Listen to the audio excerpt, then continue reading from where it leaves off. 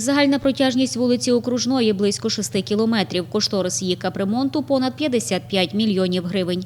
Міська рада розраховувала залучити кошти на ремонт цієї дороги з Державного фонду регіонального розвитку, для чого передбачила в міському бюджеті близько 5,5 мільйонів гривень. Частку міста, яка становить 10% вартості проєкту.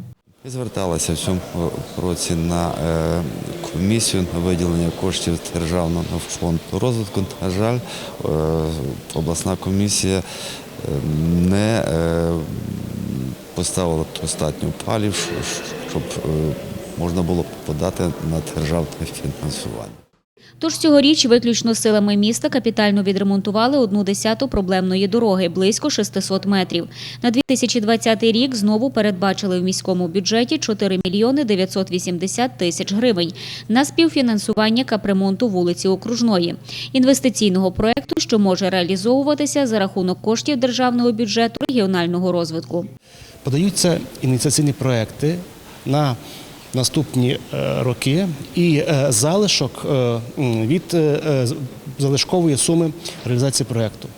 Тобто залишкова сума складає 49 мільйонів 800 тисяч гривень. Відповідно, хочемо ми цього чи ні, ми зобов'язані все ж таки не менше як 10%, як це вимагає постанова Кабінету Міністрів України, закласти в своєму бюджеті і при виділенні коштів з державного бюджету обов'язково профінансувати свою частину коштів. Наразі міська влада підготувала відповідні документи на капремонт вулиці Окружної для подання на обласну комісію з розгляду проєктів, які відбираються для реалізації за кошти Державного фонду регіонального розвитку на 2020 рік.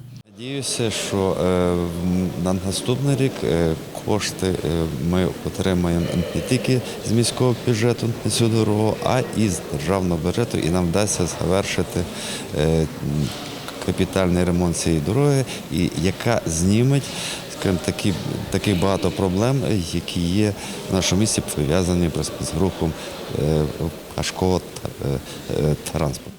Світлана Якименко, Руслан Овсієнко. Новини телеканал СІТІВІ.